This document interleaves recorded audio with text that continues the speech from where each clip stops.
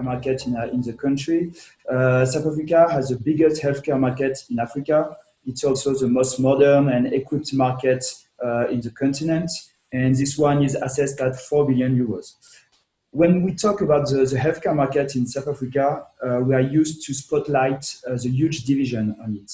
Indeed, on one side, you can find a modern and performing private market, which covers a minority of the South African population, but realizes the large majority of investments on the healthcare market.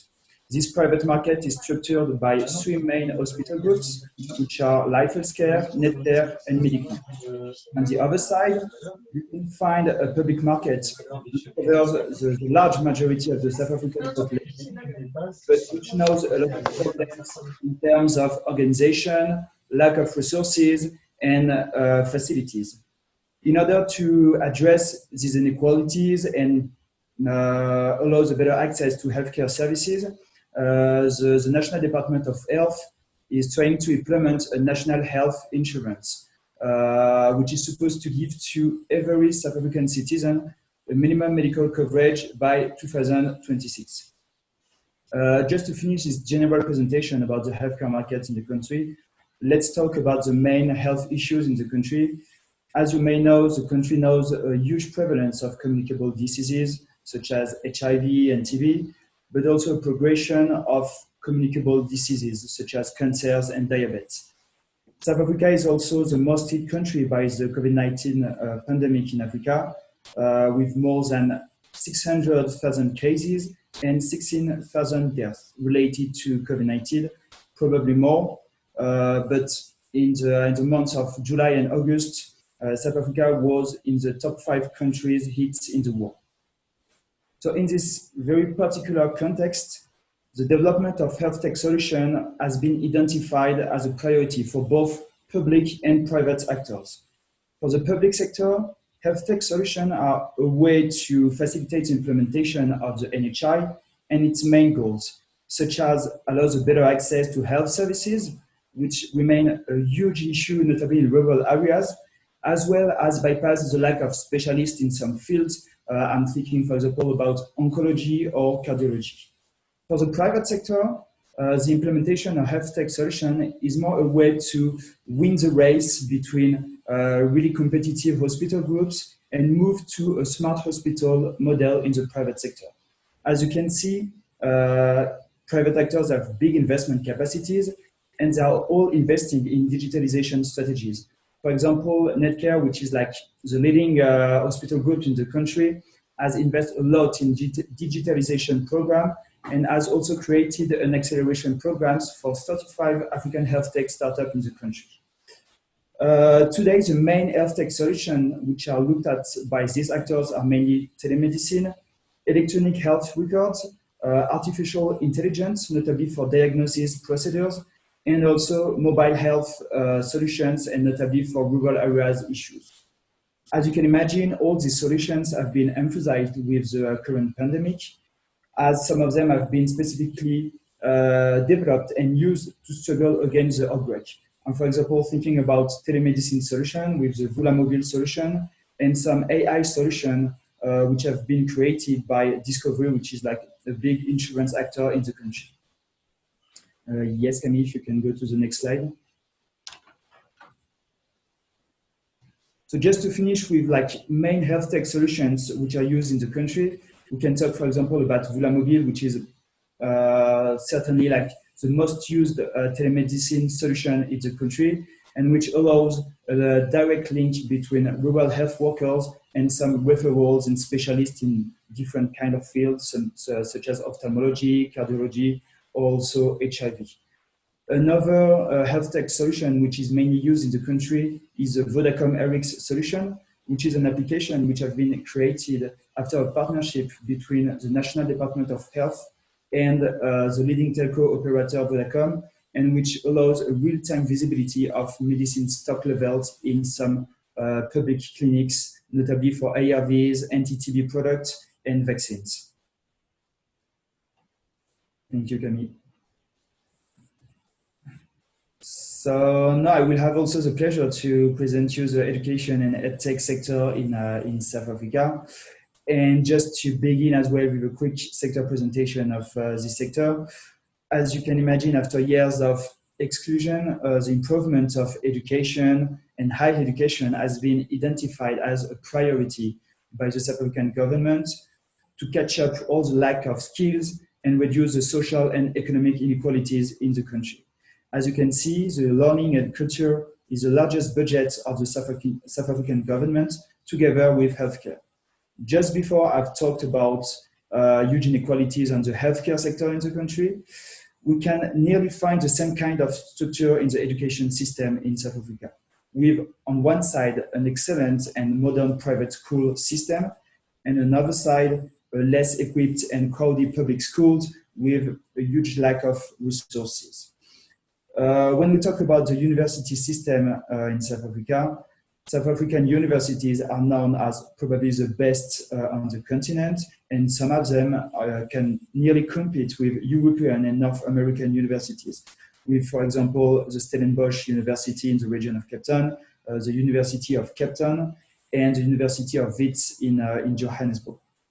And let's finish this quick sector presentation by saying that the South African population has one of the most young population in the world, 26 years old in average, it's 14 in France, and 51% of the population is under 20. When we talk about the EdTech sector, we can identify and target main challenges. These main challenges can be identified as the high cost of university fees, which have led 4 years ago to a huge student movement in the country called Fee Must Fall. We can also talk about the high cost of access to data and mobile internet connection. South African data must be one of the most expensive in the world, and this high cost, its main challenge, have created the data must fall movement. I've just talked previously about inequalities and access to high quality education, notably in rural areas, which remain a big challenge in the country. Despite all these challenges, the implementation of EdTech solution is a priority, notably to reduce inequalities between the public sector and the private sector, and also to better prepare the future workforce to the fourth industrial revolution. Indeed, some major digital investments have been led by the Department of Basic Education, which is kind of the Ministère de l'Éducation in France, with, for example, the implementation of free internet in every South African school in the 6 next years, the digitalization of school textbooks, the deployment of tablet computer for every student and teacher from this year, and the opening of smart schools and smart rooms, notably in the Gauteng province. For example, during the past 3 years, 135 million euros have been invested by the Gauteng province to develop the e-learning strategy of the Gauteng province and the opening of 6 smart schools, notably in some townships such as the Soshanguve School, which is a township of Pretoria. As you can imagine, COVID-19 has also emphasized the development of EdTech solutions such as e-learning tools, both for basic elementary schools, but also for universities.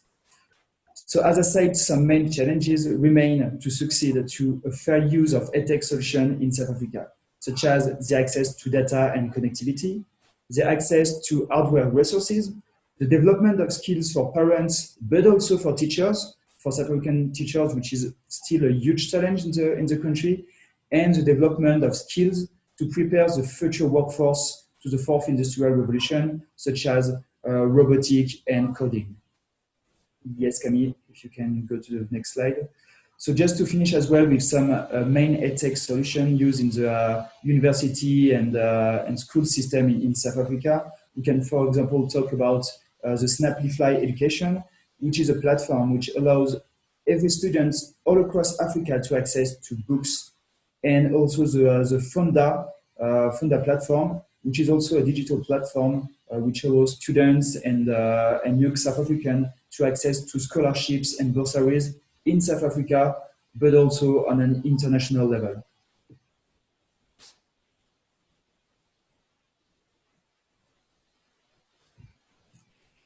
So let's start with the AgTech part now. Morning, everybody. I'm very nice to meet you. I'm Caroline, and I'm in charge of agriculture in Business France, South Africa. So let's start with the presentation first of the large crops in South Africa.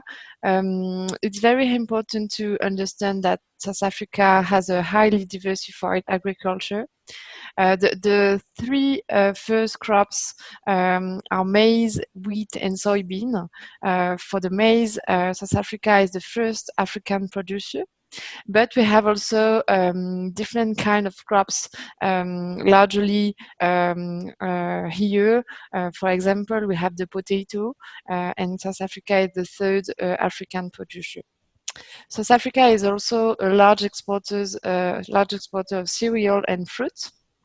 And we have an interesting production structure here. With more than 40,000 commercial farms, with a very huge average size of 2,000 hectares. So it's very, very interesting in terms of surface. And we have on the other side the emerging farmers, so more than 300,000 emerging farmers who are not yet commercial, but they are willing to be commercial in the future. It's very interesting also to understand that South Africa is the first country in Africa to have authorized production and selling of GMO crops. We can find here 3 types of GMO crops with maize, soybean, and cotton. In terms of main challenges that we can face in the large crops and agriculture sector, we have first the water management, because South Africa is one of the most arid country in the world. So it's a huge concern about water management. We have also a challenge concerning the soil conservation. South Africa is the first country in Africa using no-till technology. And we have also a challenge concerning disease and weed management, notably with a huge use of herbicides in South Africa, especially glyphosate. More specifically now concerning wine, in South Africa we have an historic vineyard mainly concentrated in the Western Cape, so this is the area of Cape Town. It concerned more than 92,000 of hectares last year, with an average size of the vineyard of 91 hectares, so it's also quite big. Very large estate in South Africa. For the last campaign, the wine production was about 8 million hectoliters. So this is the 8th world producer with a share of 3% of the world wine production, and a large part of this production is exported. For the last campaign, we had more than 2,000 primary grape producers and more than 500 wine cellars. In terms of challenges, we have also the water management, because more than 90% of the vineyard is irrigated. So we really have to think about these resources and how to preserve it. We have also the disease management. The most important aspect for that is the fungi. We have also a challenge of mechanization, because a lot of tasks in the vineyard are doing still manually. And also, as South Africa is a big market for exported wine, we have to improve the product value and find new market for exports. And just another challenge that we have now, so we start the lockdown of the population at the end of March, and since that we have the alcohol ban that that it's end mid of August. So the industry need to recovery for after this alcohol ban. Just to give you some example of solution that we can find on the market. First of all, talking about cereals, we have the solution MyFarmWeb. This is a cloud-based platform for storing, visualizing, comparing agricultural data that we can have from IoT devices and various maps. We can also talk about the startup Aero Robotics, which is one of the South African success story for AgTech startups. This is a farm monitoring and pest management solution, especially for orchards. And the idea is to use AI, drone, and satellite imagery. We can also discuss about WineMS. This is a very well-used solution developed by Vinpro. This is the non-profit company representing the wine producer, and they have developed a winery and farm management software. And then we can also speak about Revolut System, which is a startup using different type of imagery for soil analysis and to provide precision agriculture services, especially for the vineyard.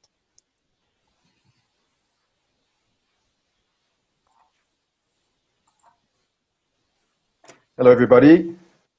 My name is Stéphane Denis, and I cover the energy and environment sectors at Business France South Africa. Thank you very much for being here this morning. I'm briefly going to talk about the electricity energy sector in South Africa. I'm not going to expand on it too much because I understand the energy sector turnout this morning is very low. But to give you a bit of an understanding of South Africa's electricity sector, so we have a very developed sector in South Africa, with 252 terawatt hours produced in 2019. This amounts to roughly half of France's electricity production, and it amounts to about a third of the electricity produced on the entire African continent. So access to electricity is quite high, nearing 90% today. And South Africa, interestingly, is one of the top 15 CO2 emitters, GHG gas emitters in the world, with Eskom, our monopolistic electricity producer, producing almost half of these emissions.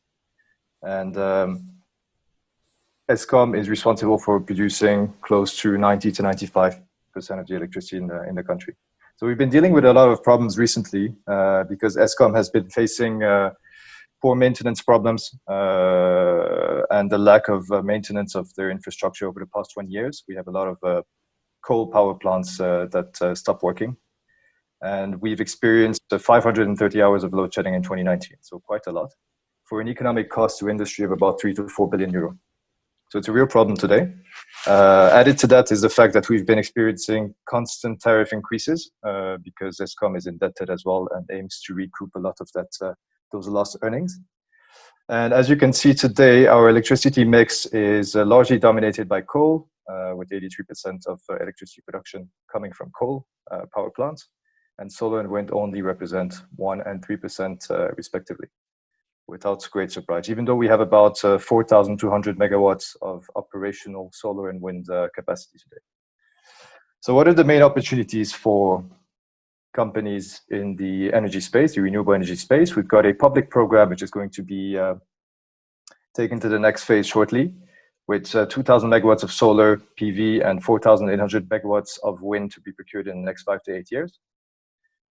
This should be launched towards the end of the year or sometime in the first trimester of 2021. The other opportunity, which is quite interesting, is the distributed generation area, with our national energy plan making provision for about 4 gigawatts of distributed generation, which is on-site power generation destined for a single consumer between 2023 and 2030. And this market is estimated at 2.5 billion euros over the next decade. A lot of opportunities in this sphere.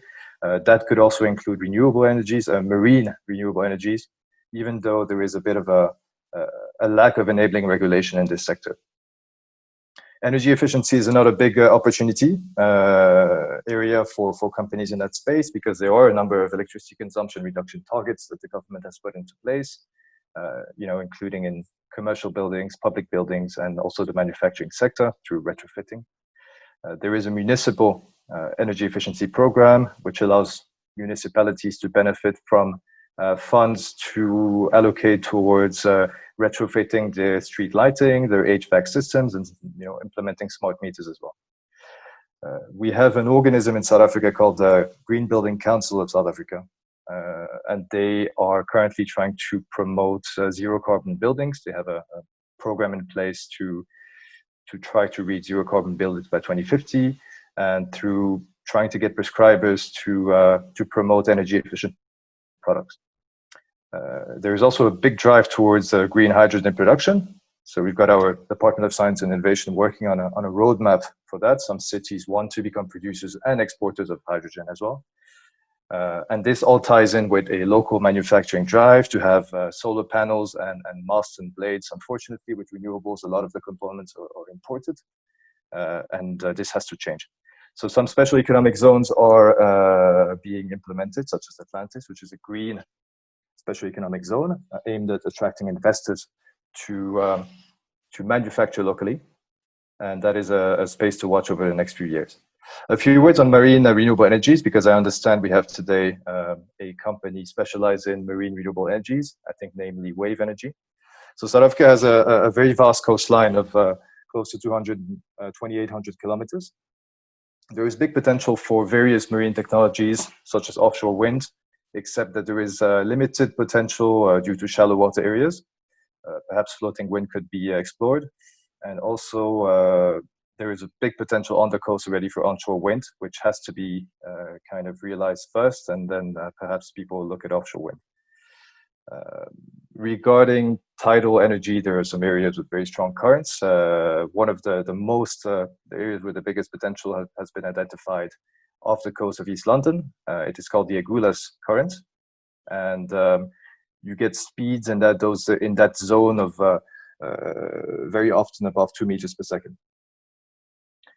Wave energy power as well. There have been some studies conducted in South Africa. The potential power is estimated at about 56 gigawatts, which would translate to about 10 gigawatts of potential contribution to South Africa's electricity production.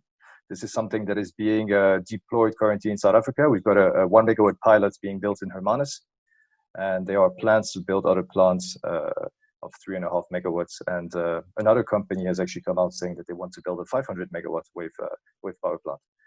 So yes, there is a lot of potential in this space, and this could also tie into the whole distributed generation sector with private PPA signed with off-takers. Thank you, Camille. If you can see the next slide, please. All right, this is just an example to finish of French companies operating in South Africa in the renewable energy space. We've got companies such as Alter, who we recently helped to put together a demonstrator project for a 96 kilowatt micro hydro turbine on an existing water reservoir site. This ties into the whole energy efficiency municipal program as well, with one municipality being the local beneficiary and being able to reduce their on-site electricity consumption through the implementation of this turbine. Green Yellow is also a known company, subsidiary of a very large retailer group, Casino, in France, and they specialize in energy performance contracts, notably for the retail sector. Terre-Mer Investments is an HVAC specialist, which was recently bought over by Engie, a large French energy efficiency and IPP in France, and also actually the largest IPP in South Africa today. And they use, interestingly, real-time communication and augmented reality systems for inspection and maintenance, which is something that's currently being developed as well in South African industry. And lastly, Engie, who most people know, I believe, today. So Engie is working with a large mining company, Anglo American, to power their diesel fuel trucks with hydrogen. They've got a pilot project that they're working on as well, namely with installing an electrolyzer. And based on the success of this pilot, they should be able to replicate this across the country. That's it for me. Thank you very much for listening.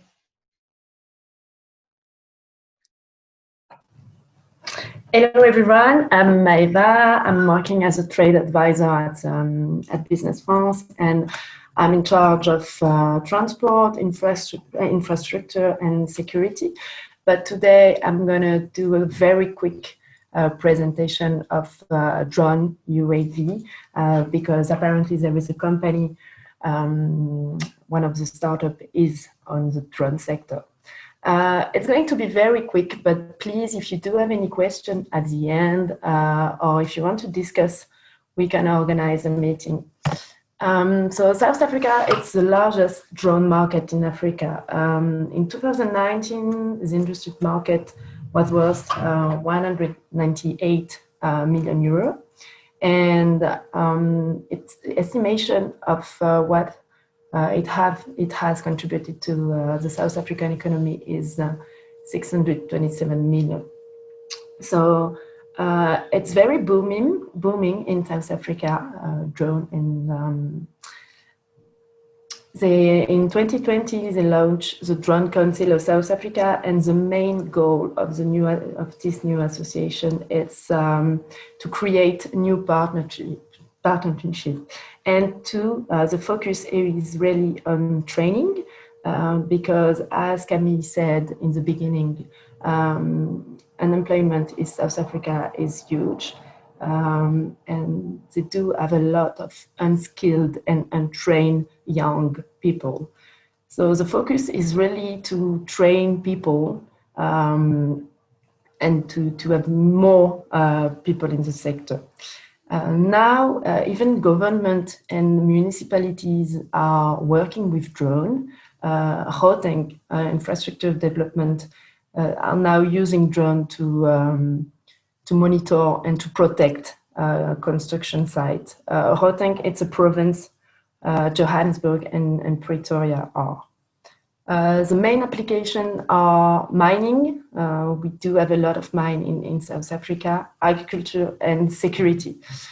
Security is now one of the main applications because I'm going to take an example, but PRASA, it's the South African SNCF. So they do have a lot of projects now, construction of new train station, but every time they are trying to do something, cable are stolen, there are vandalism. So they do have a huge issue with security. And as you may know, South Africa is huge, so it's quite hard to protect with people. So drone is has been chosen to do security for PRASA. They are going to launch a tender at the end of the year. So we think there is some space for French company on this topic. There are a lot of South African actors. We have Rocket Mine, but it's as subsidiaries of Delta Drone. We have also UAV Industries and Aerovision South Africa. There are some challenges because regulation is quite big on the drone industry. It could be a good thing, but the South African civilization has some issue to be as efficient as it should be. So they have a huge backlog for registration because you need to ask a license to be a pilot, and you also need a license for companies if you want to have a commercial activities with drone. It's expensive. It's around 6,000 euro, and you have to wait. Now we have 4,000 pending application, and it has been estimating around 25 million euro of loss of earning. But still, there are huge opportunities with the drone sector. As I said at the beginning, it's training. They have opened 5 new training centers, but still they need more. And also on systems, they are looking for partnership to improve the system. Yes, and I think I'm good. And as I said at the beginning, please, if you do have any question, let us know. Yeah, thanks. Thanks to you guys for this interesting introduction of the opportunities in South Africa. I saw a lot of interesting market for our startups here in Nouvelle-Aquitaine region. The last presentation is quite interesting because we had this week an event in Bordeaux called UAV Day. We had 50 drones startups and company displaying their technology, and the complete opportunities you mentioned just before, Maeva, could be covered by all those companies. So there is a big opportunity for the people, for the startups in drones to come over, but also in the other sectors. Yeah, especially if they are specialized in security, drone security and silent drone, it's very interesting. Yeah, okay. Thank you. And so we will, I didn't mention it, but I'm registering, I'm recording, this session. So all those guys who are participating can see it behind, and I will send to you all the links for downloaded or finding the video on a channel, on streaming channel. Well, now maybe we can, if you have some questions for behind this presentation, please do not hesitate to ask several questions now. If not, we can continue with Andrew. Maybe Camille, you can stop the sharing. Okay, thanks. Excellent, Mark. Thank you very much, and sincere apologies to everybody that you all had to speak in English because of me. So apologize on behalf of my terrible French for that. I'm very, very excited to speak with you all today, though. I'm from a university-backed incubator based out of Stellenbosch in the Western Cape of South Africa.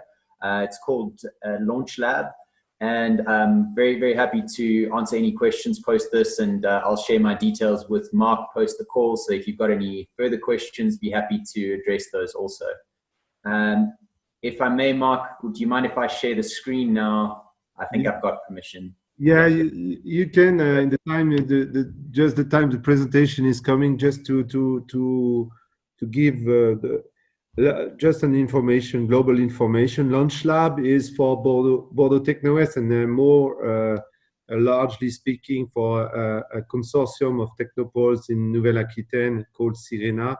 LAUNCHLAB is our partner in South Africa, for giving our startups the opportunity to have a known contact points in innovations, who can help us to develop the market locally, and potentially also develop some technical cooperation or studies with Stellenbosch University. So thanks, Andrew, and I give you now the hand. Excellent. Thank you for that additional context, Mark. I do think that it's worth pointing out that the context of this presentation is exactly that. We've got as a result of the cooperation agreement between Techno Bordeaux West and LAUNCHLAB, we have this soft landing package that I'll be walking you through today. I do note, though, that some of the content from the previous speakers has been covered in some of these slides. So in order to just give you a brief context around that, I will skip through those slides and move towards the soft landing package that we'd like to discuss and present. So this is a real picture of the university. As you can see, it's a really beautiful, picturesque environment to come and study and work. And there's over 30,000 undergraduate students and postgraduate students attending Stellenbosch University itself, and it's a university town. Stellenbosch University, for the LAUNCHLAB itself, was actually born out of a piece of legislation which mandates universities in South Africa to commercialize rather their intellectual property that's generated at the university.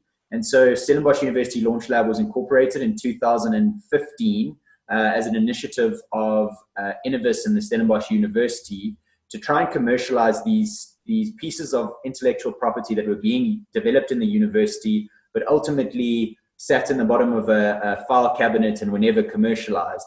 And so to try and do that, we go through a full incubation and acceleration program at LaunchLab, aimed specifically at accelerating businesses within our focus verticals.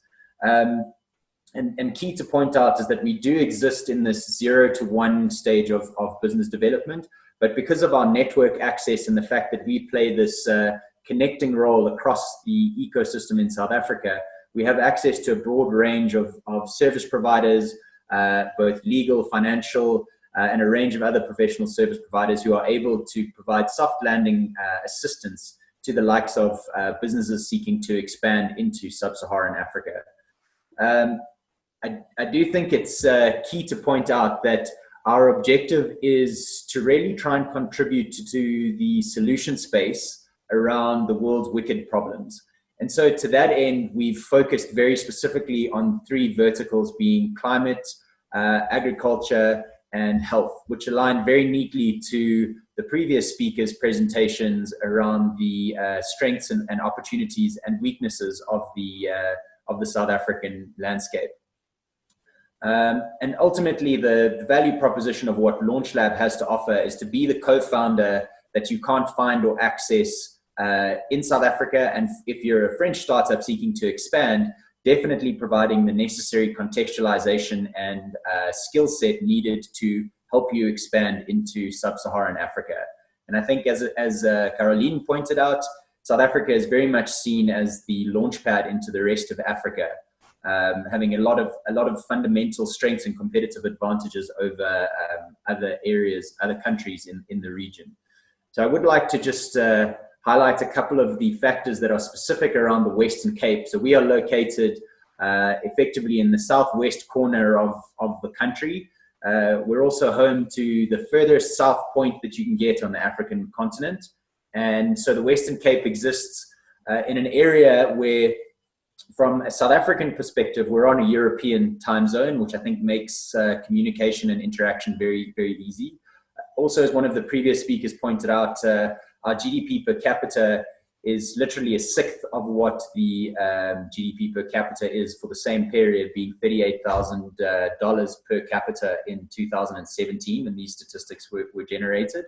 But I think also, some of the previous speakers alluded to, there is this really interesting mix of people who have extreme amounts of wealth on the one hand and very little amounts of wealth on the other hand. And so that inequality presents both a number of social and economic implications, which are very difficult to deal with, but in my view also presents a lot of opportunities that innovative startups can access.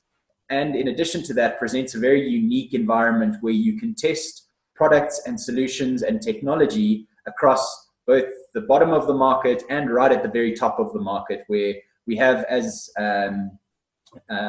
one of the earlier speakers alluded to, the highest concentration of US dollar millionaires on the African continent.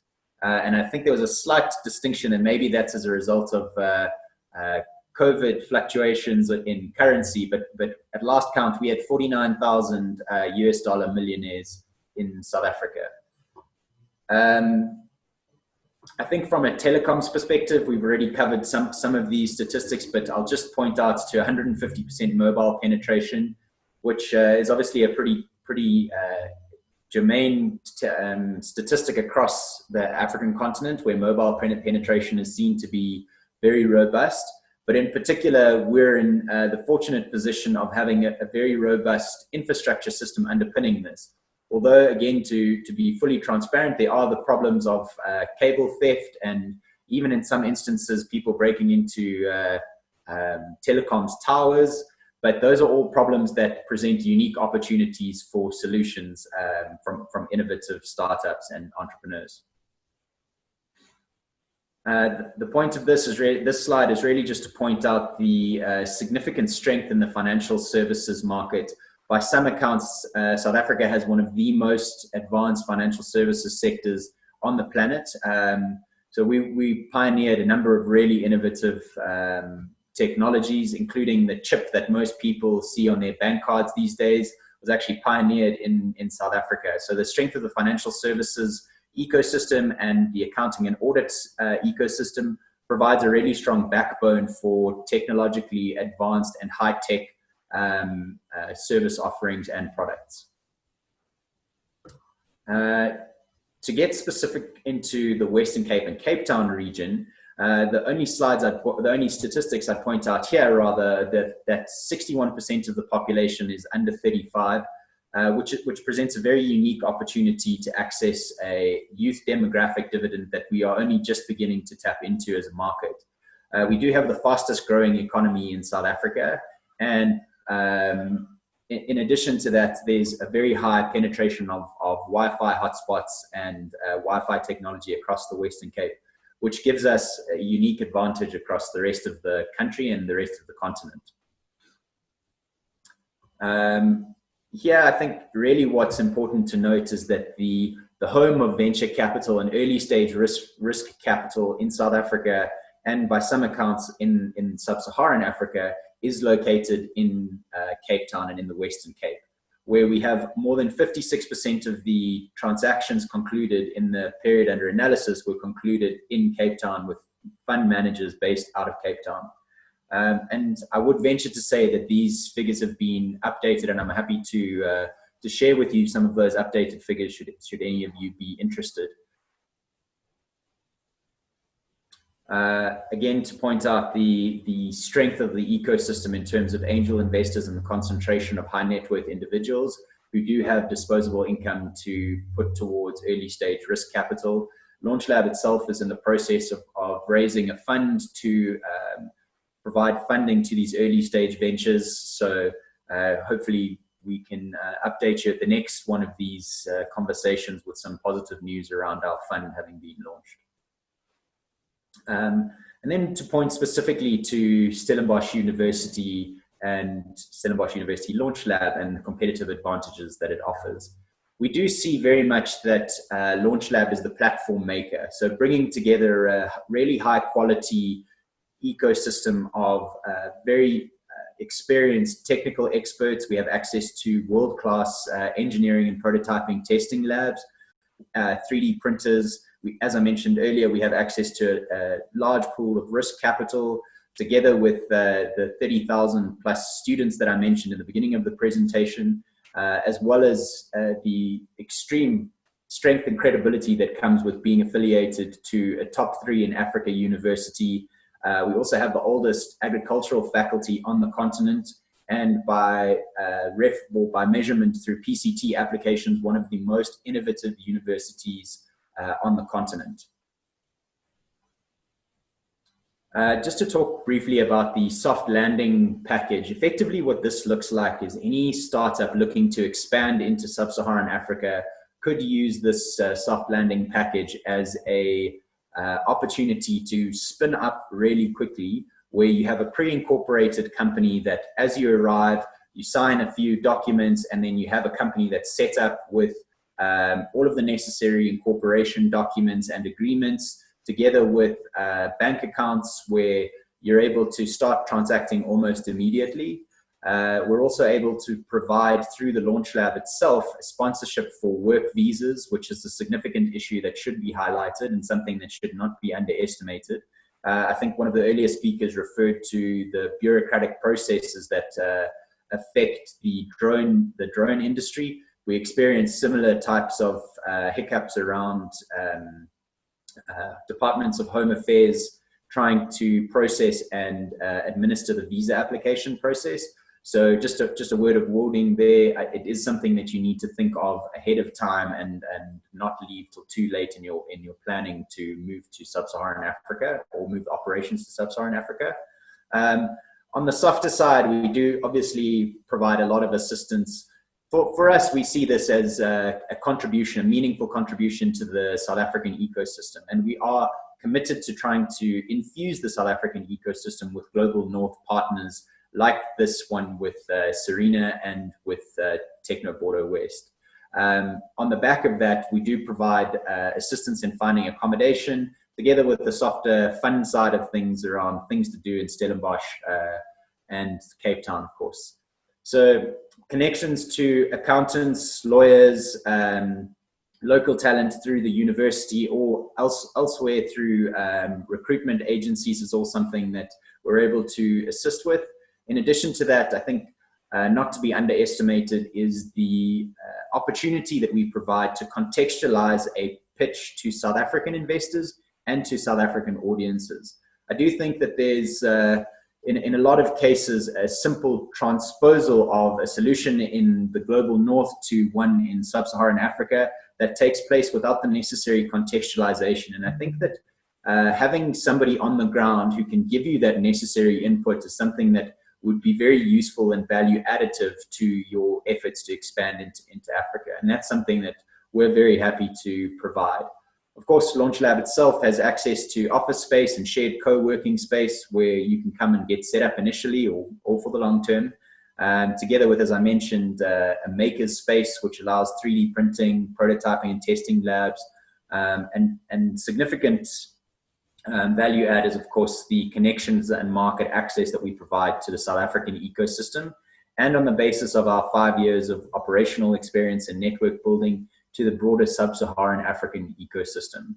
That includes, of course, partnerships with the likes of AWS, Sigfox, and HubSpot, together with a number of others, which allow us to provide a very soft landing in terms of getting your software and cloud infrastructure set up and spun up as soon as possible after landing in South Africa.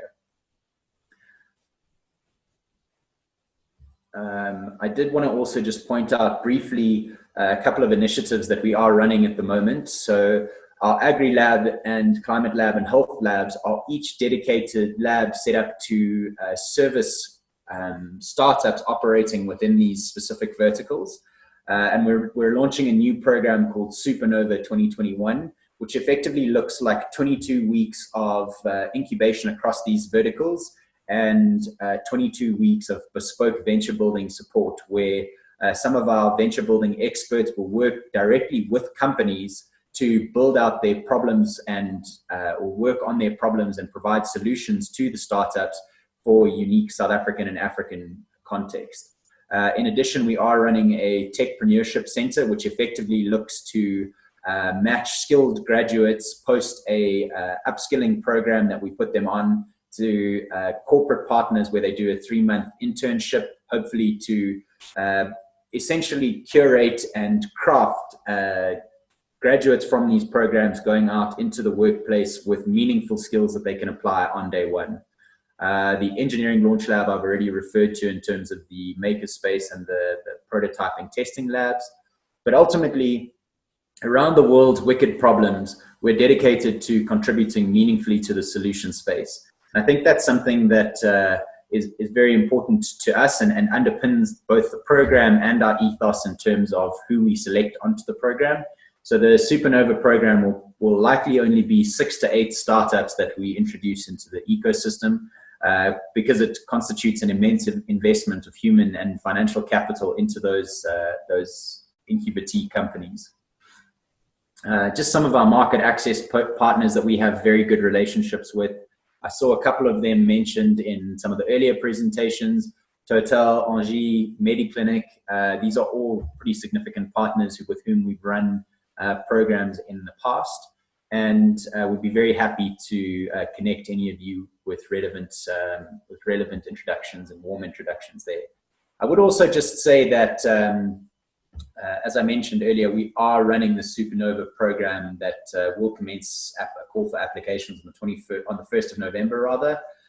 So if there are any of you actively considering and you do fall within these characteristics of startups, we'd be happy to have a conversation with you and let you know once applications do open.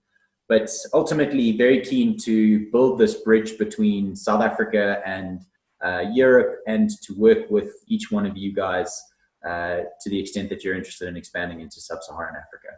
Thank you very much, Mark, for the opportunity to speak and present to your startups. I do appreciate it. Thank you, Andrew. Very nice presentation, and we will forward your Supernova apply program. So last year, I had the opportunity to visit LAUNCHLAB and Stellenbosch, and with the team of Business France who are here. We had a very nice business trip, visiting estates in wine, having a very good innovation summit, South Africa Innovation Summit. That was a pleasant time, but that gives me also, opens me the eyes of the opportunities of doing business in South Africa and using this country as a door for the full continent. Because the infrastructures are nice and the people, the potential of technologies and the university and the industries located there are interested and not low tech, but very interesting tech. So during this trip, one guy was with us, who's Fabien from VEGETAL SIGNALS. Startups from Bordeaux, who in the wine tech industry, who I asked Fabien to give us your feedback about why South Africa is for you, Fabien, an interesting opportunity for developing your technology and more globally speaking, your business.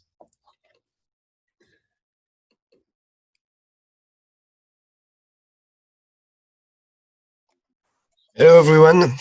Do you hear me well? A pleasure to be with you, including the French team from last year. So hello Camille and Caroline. Hello Marc. That was I have some very nice souvenir from this last year. Maybe as an introduction, first of all, the picture that you've shown, Andrew. I can give you my testimonial. It's true. It's not a fake picture. That's exactly the way the Stellenbosch University is, and that's impressive. Yes, this South African experience was a very interesting opportunity. So maybe a few words about our business. So we are effectively working on wine tech. We are doing basically developing a technology that is like the EEG for the plant. We are using the plant signals to so electrical signals to improve the agriculture management. One important application, one of the first services we have developed is an application for water management. And as it has been presented by Caroline, I think water management is an issue in South Africa.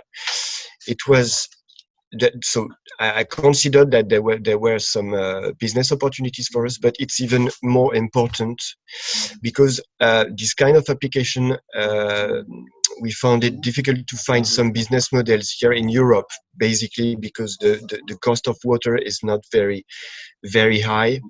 And because the importance of water management is still at the level of the gadget here in Europe, there's not a direct impact of the water management on yield here in Europe.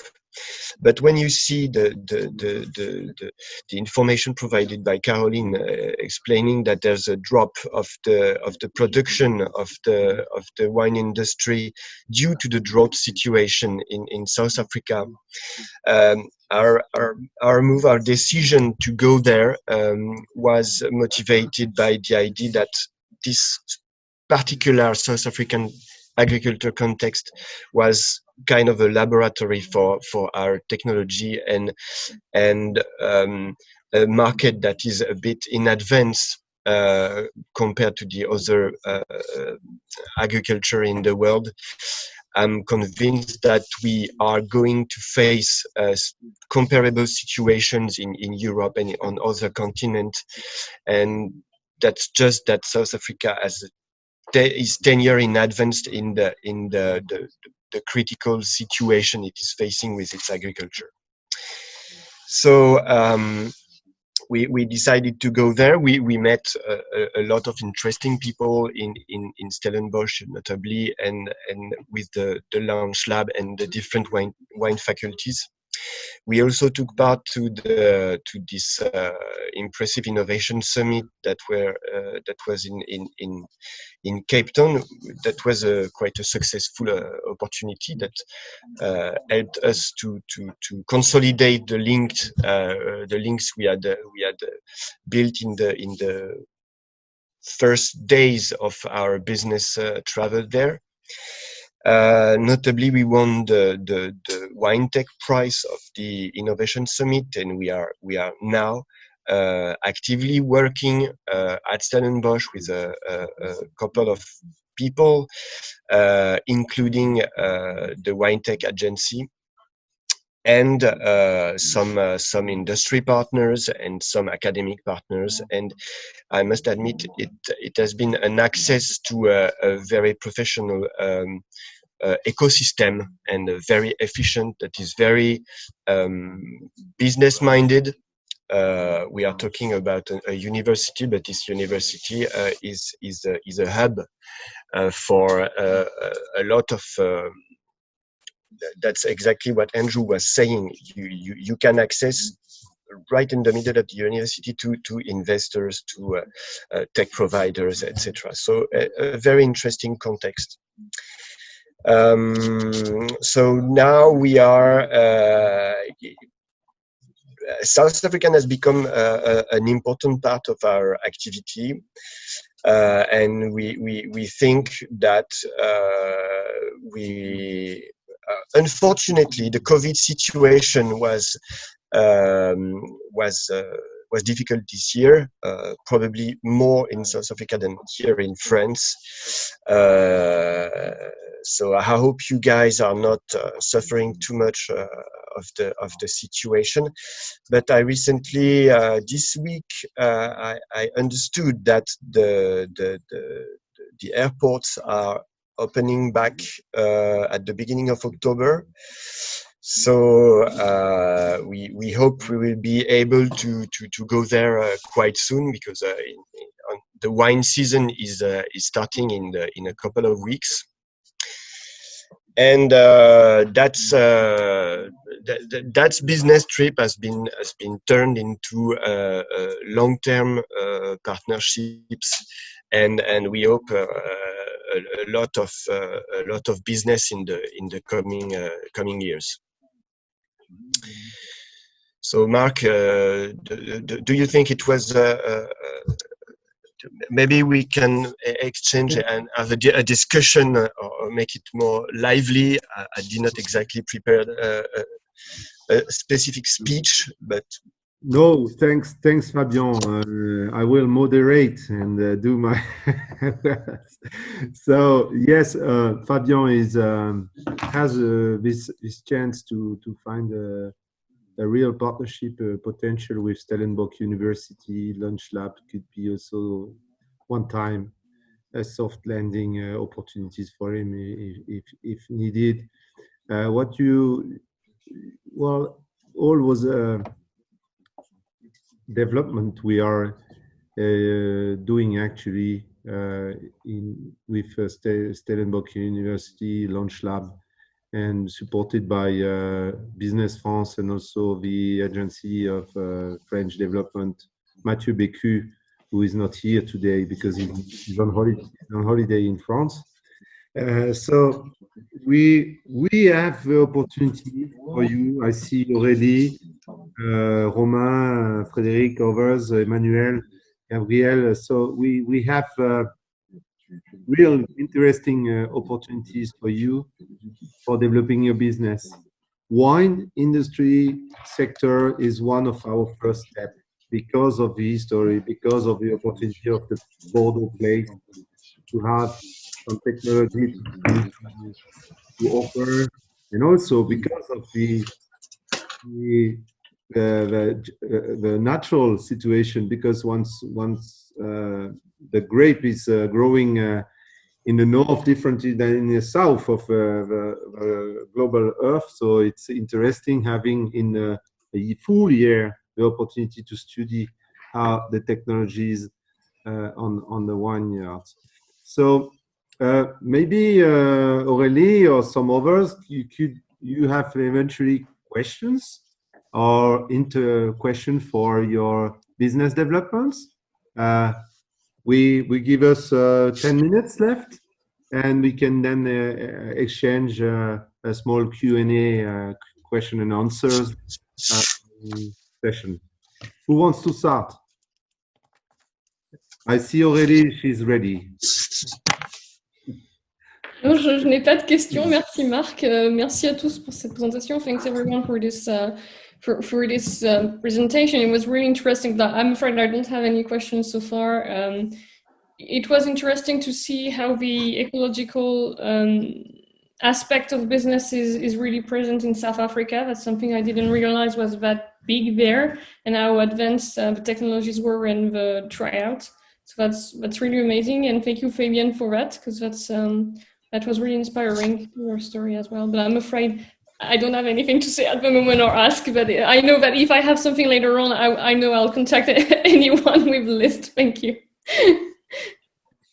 Thanks, Aurélie. Maybe Romain, you are an interesting guy because you are working on artificial intelligence used on the body, blood health, something like that.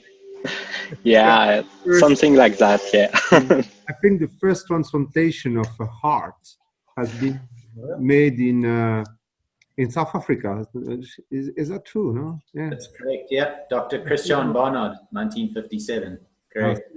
Romain, we also had some very interesting biomedical startups at LAUNCHLAB. One of which you may be interested in speaking with. That uses a unique biosensor to measure the cell's self-cleaning ability, so autophagy, and a number of others, all focus on biomedical. There's quite a lot of strength in the medical faculty that's yielding some really interesting intellectual property that we're trying to assist them in commercializing.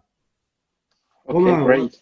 Yeah, how do you see any opportunities regarding your technology, or maybe you can explain shortly what you're doing? Yeah, so we're a small company who analyze the body through a CT scan, and we extract the aorta in 3D, and we do measurements for surgeons, radiologists, to help them to diagnose disease, vascular disease, and everything on the vascular network.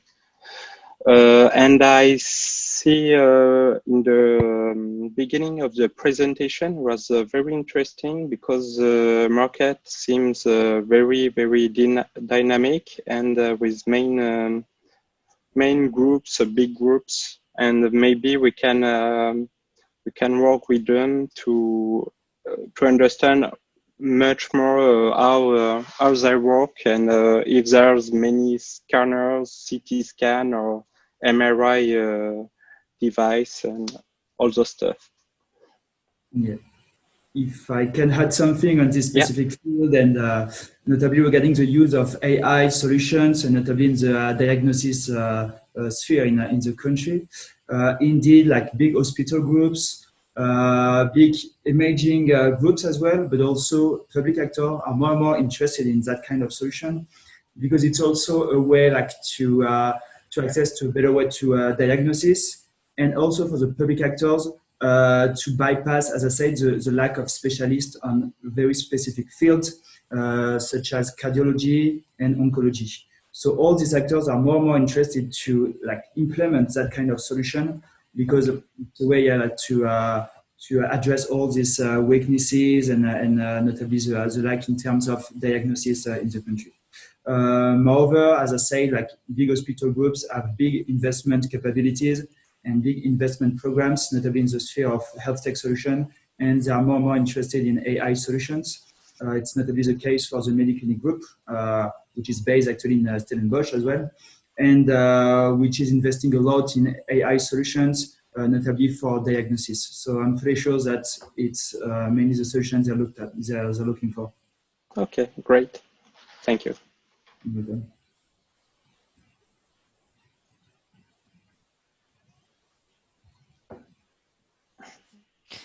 Mark, you are on mute. Thank you. Gabriel, maybe do you have what is your feeling today regarding this webinar? Yes. Hi, everybody. Can you hear me?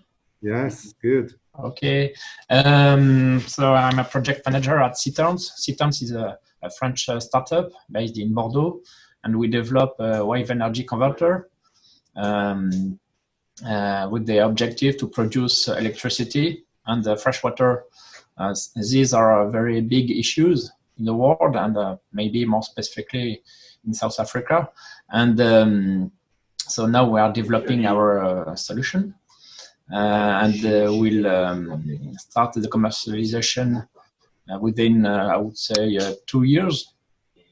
And of course, South Africa is one of the best spots in the world because of this very high resources in wave energy.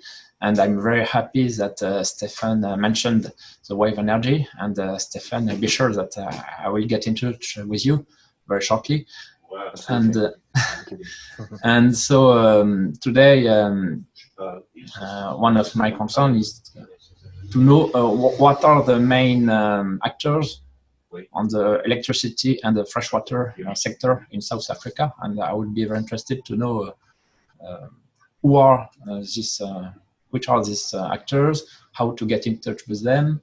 And Stefan, you mentioned studies regarding the wave energy resource.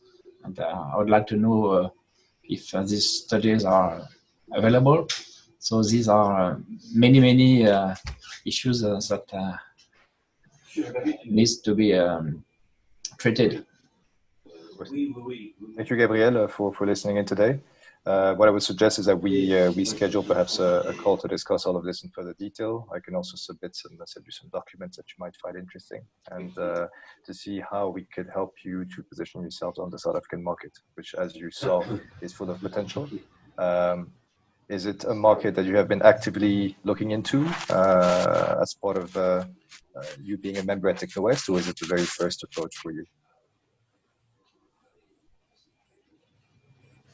Okay, thanks.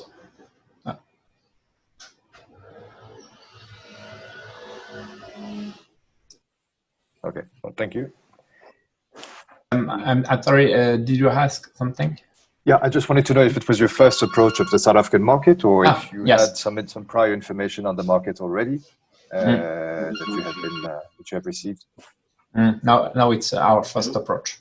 Okay. And within a few weeks, we'll conduct, in cooperation with Cork University in Ireland, we'll conduct a market study concerning the whole world, and freshwater production will be one of the sectors studied. And we intend to study South Africa, of course. Okay. Well, don't hesitate to get in touch with me, and I'll be very glad to talk to you in more detail about all of this. I would like Thanks a lot. Thanks, Gabriel.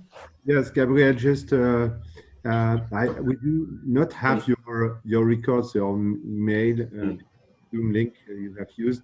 So if you can send us your email address, then I can forward to you the presentation we had this morning, and also you can be in touch then with Stefan directly.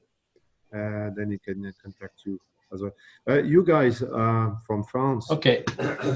Startups from France. You have to know that our wish is to go on a regular basis once a year in Cape Town with a delegation of startups for business trips.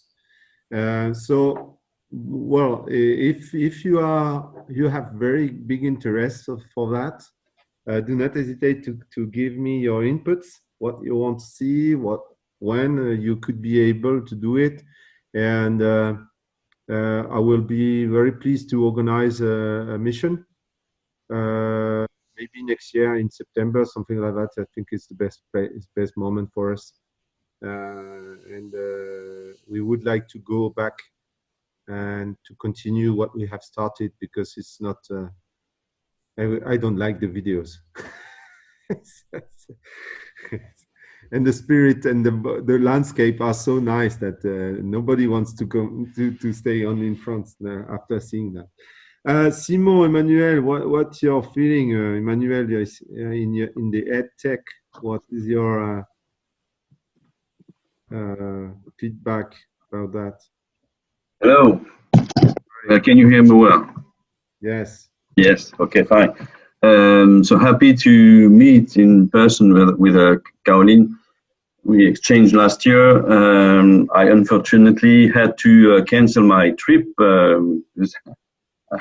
I wanted to see the good landscape you're talking to, and also meet partners over there. I had the opportunity to meet with LAUNCHLAB in February or January, sorry, and also with a professor in Stellenbosch University, Albert Strever, and we hope we can go on our project. Just briefly to present our company, we are an EdTech company. We provide simulations, 3D simulation, virtual simulations for training, for students training. So we started with biology, animal experimentation tests that we digitalize and we simulate. So students can train again. And then we've been contacted by people in wine business because they wanted to apply the same process to vine pruning, sorry, because there are some issues on that. And now we are doing the same with engineering. So we are dividing our activities in 3 directions: plant biology, which can be viticulture, but also as other kind of vegetables, health studies, and biology and engineering. So we had to slow down on our willing to go abroad, and especially to South Africa, because our aim is to overcome the lack of resources, especially in developing countries. So I know that South Africa is not really our target, but it can be a launchpad to access the rest of the African market or countries, especially English-speaking countries. So our aim is to provide these solutions to people and to countries where it's really necessary. So now we are focusing on our last prototype, because we've been asked by the French Ministry of Education to during the COVID period to accelerate, because they need this kind of tools to have the students work from home and to train from home. So we are now focusing on that, just to by the end of this year, to 2020, and then in 2021 we will be happy to re-talk about the possibilities of collaboration, especially in wine tech or training, and why not EdTech in general, especially in South Africa. So that's all I have to say. So I will take the contact with Caroline, and then also come back with I don't remember the people from business funds that made the presentation on EdTech, so we can be in touch later. With pleasure. Yes, it should be with pleasure. Thank you, Emmanuel. Great. Thanks, Steve. Simon from Léger SAS, I think. Who's Simon? Hello, everybody. Yeah. So, my name is Simon. I'm a business developer and I'm also a student as well. I'm working for an agricultural machinery company named Léger, and we are based in the southwest of France. We provide efficient and money-saving machinery for stone fruit producer, wine producer, and nut fruit producer. So South Africa represents an important development axis for us because of the crops and the surface area of the agricultural. So it was a very interesting presentation for us to know more. For me, I had to know more about the economic landscape. So but I'm more focused on the agricultural field that Caroline and Kakami just present.